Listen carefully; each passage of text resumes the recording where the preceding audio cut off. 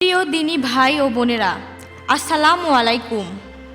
একদা হজরত ইব্রাহিম আলাইসাল্লাম তার স্বপ্নে দেখলেন কে যেন তাকে বলছে, হে আল্লাহর দোস্ত, আপনি আল্লাহর রাস্তায় কোরবানি করুন। নবীর প্রতি স্বপ্নদেশ ওহির সমতুল্য। তাই হজরত ইব্রাহিম আলাইসাল্লাম স্বপ্নে কোরবানির আদেশ পেয়ে অস্থির হয়ে উঠলেন।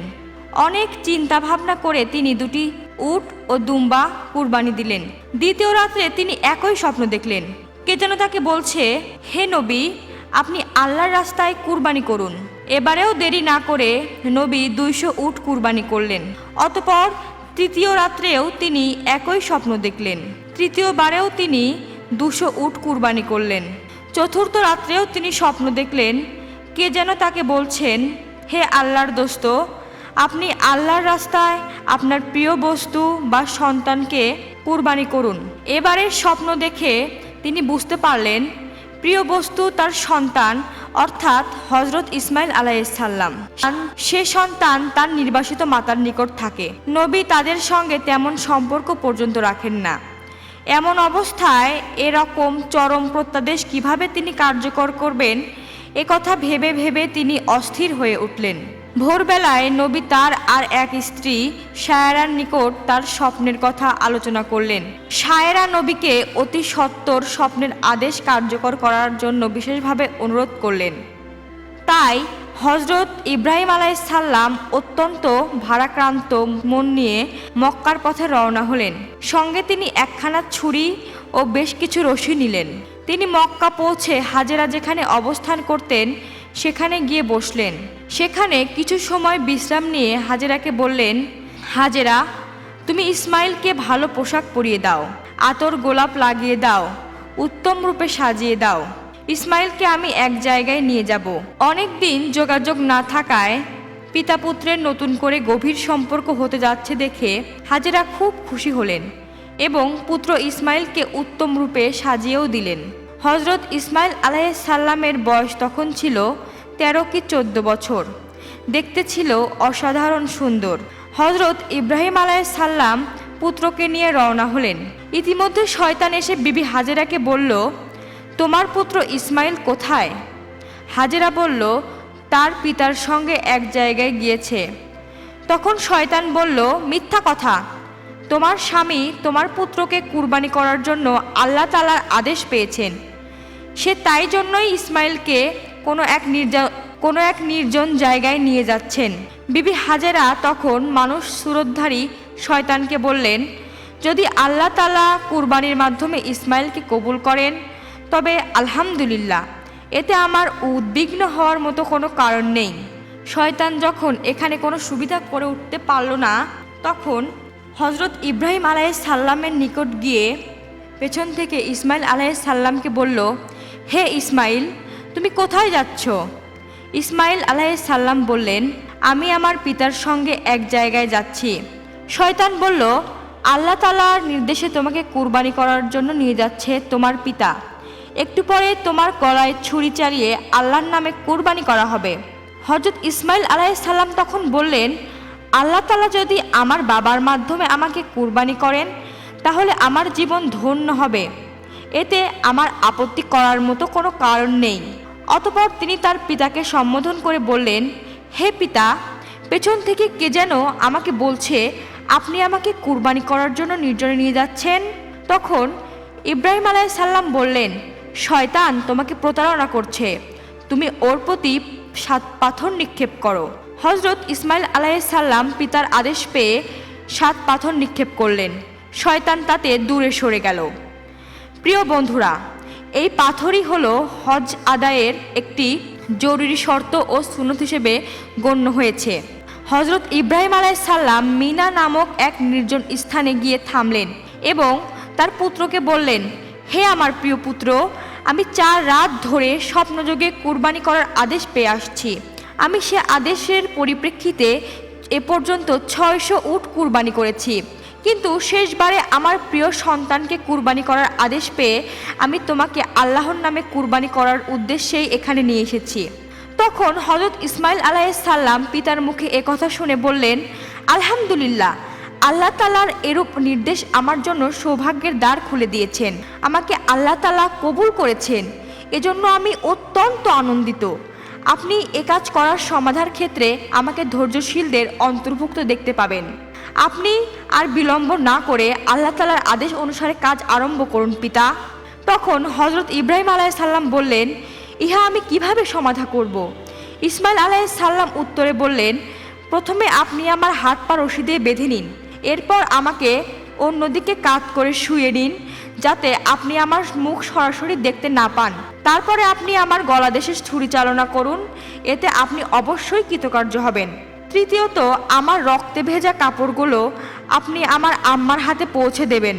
তিনি এগুলো দেখে আল্লাহর রোজ মন্দির উপর খুশি থাকবেন এবং আমার কথা স্মরণ করে কিছুটা স্বস্তি লাভ করবেন, কারণ তার তো আর কোনো সন্তান নেই যার দিকে তাকিয়ে তিনি স্বস্তি লাভ করতে পারেন। হযরত ইব্রাহিম আলাইহিস সালাম পুত্রের কথা অনুসারে আস্তিনের মধ্যে রক্ষিত রশিগুলো বের করল এবং তা দিয়ে ইসমাইলের হাত পা বেঁধে নিলেন। অতঃপর তাকে কাত করে শুইয়ে দিলেন। এরপর আস্তিন থেকে একটি ধারালো ছুরি বের করে বিসমিল্লাহি আল্লাহু আকবার বলে ইসমাইলের গলদেশে ছুরি চালিয়ে দিলেন। কিন্তু তার ছুরি চালনায় কোনো কাজ হলো না। ছুরি ইসমাইল আলাইহিস সালামের গলদেশ চামড়ায় কোনো ক্ষত সৃষ্টি করতে পারল না। তখন ইব্রাহিম আলাইহিস সালাম আরও জোরে, আরও শক্ত করে ছুরি চালাতে লাগলেন, কিন্তু না, কোনো কিছুতেই কোনো প্রতিক্রিয়া সৃষ্টি হলো না। তখন ইসমাইল আলাইহিস সালাম বললেন, তাহলে সম্ভবত আপনার উদ্দেশ্য সফল হবে। নবী এবার তাই করলেন, কিন্তু ছুরির তীক্ষ্ণ মাথাও চামড়ার ভেতরে প্রবেশ করে না। তখন হযরত ইব্রাহিম আলাইহিস সালাম রাগ করে ছুরি নিক্ষেপ করলেন। তখন ছুরি বলে উঠল, হে ইব্রাহিম আলাইহিস সালাম, তুমি আমাকে ইসমাইলের গলা কাটার জন্য একবার বললে, কিন্তু মহান রব্বুল আলামিন আমাকে 10 বার বারণ করেছেন। অতএব তোমার কথার গুরুত্ব দিব না আল্লাহ তাআলার কথার গুরুত্ব দিব? অতএব তুমি অন্য পন্থা গ্রহণ করো। তখন হযরত ইসমাইল আলাইহিস সালাম ও হযরত ইব্রাহিম আলাইহিস সালাম দুজনেই ছুরির কথা শুনলেন। ইসমাইল আলাইহিস সালাম তখন পিতাকে বললেন, হে আমার প্রিয় পিতা, সন্তানের মুখের দিকে তাকিয়ে জবে করা অত্যন্ত কঠিন কাজ, তাই এ কাজ হয়তো আল্লাহ তাআলা পছন্দ করছেন না। অতএব আপনি কাপড় দিয়ে আপনার চোখ দুটি বেঁধে নিন, যাতে আমার চেহারা আপনি দেখতে না পান। তখন আপনার চেষ্টা অবশ্যই কাজে আসবে।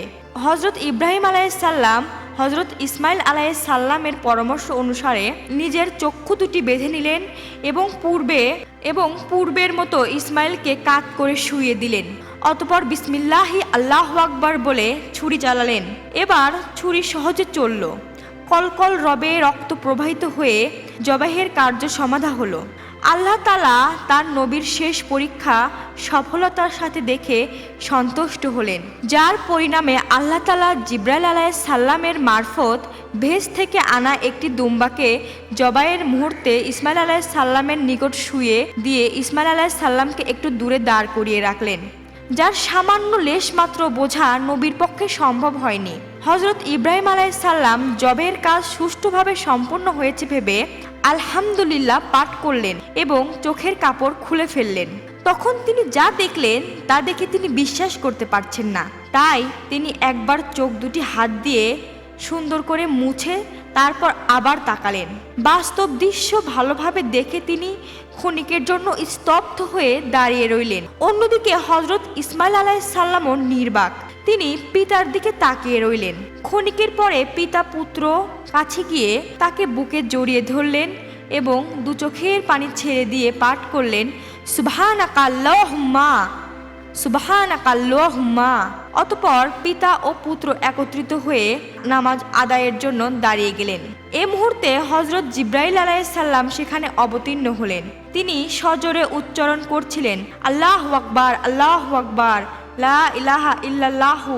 অতঃপর তিনি হযরত ইব্রাহিম আলাইহিস সালামের নিকট এসে বললেন, হে আল্লাহর দোস্ত, আল্লাহ আপনাকে সালাম প্রেরণ করেছেন।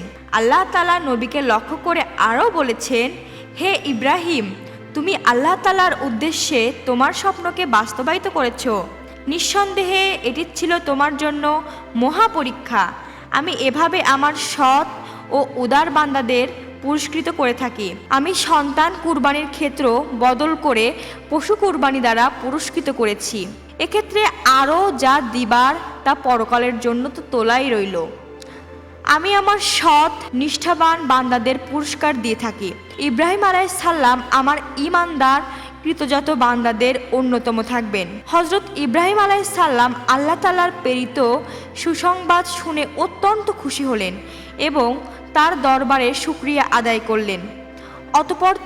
অতঃপর তিনি ইসমাইল আলাইহিসসালামকে নিয়ে বিবি হাজেরার নিকট চলে গেলেন। সেখানে গিয়ে হাজেরাকে সমস্ত ঘটনা খুলে বললেন। হাজেরা তখন আল্লাহ তাআলার নিকট শুকরিয়া আদায় করলেন। হে সম্মানিত দর্শক, আল্লাহর সন্তুষ্টি কামনায় বৃদ্ধ বয়সের নয়নের মণি একমাত্র ইসমাইল আলাইহিসসালামকে তার মা সহ মক্কায় নির্জন ভূমিতে নির্বাসন দিয়ে আসতে তার হৃদয় টলেনি। অবশেষে ওই সন্তানকে কুরবানি করার মতো কঠিনতম কাজ করতেও তার হাত কাঁপেনি। এ কারণে মহান আল্লাহ তাআলার সকল পরীক্ষা নেওয়ার পরও ইব্রাহিম আলাইহিসসালামকে ইব্রাহিম খলিলুল্লাহ, আবু আম্বিয়া, আবু আরব, মিল্লাতে ইব্রাহিম ইত্যাদি লকব দান করেন, যার কারণে আমরা ঈদুল আজহায় পশু কুরবানি করি। যেসব পশু কুরবানির যোগ্য তা হলো উট, দুম্বা, গরু, মহিষ, ভেড়া, বকরি। মূলত এ কোরবানির বিধানটি ইসমাইল আলাইহিসসালাম থেকেই চলে আসছে। মানব জাতির দেহের ভেতর যে সমস্ত রিয়া, অহংকার, তাকাব্বরি, ক্রোধ, মোহ, হিংসা, ধৈর্যহীনতা, নিন্দা, গীবত, আত্ম অহমিকা, ধন সম্পদের বাহাদুরি, অন্যায় অবিচার, অন্যের হক নষ্ট করা, পরশ্রী কাতরতা, লোভ লালসা, এ সমস্ত খারাপ দোষ দূরীভূত করে কেউ যদি কুরবানি করে তার কুরবানি আল্লাহ তাআলা কবুল করেন।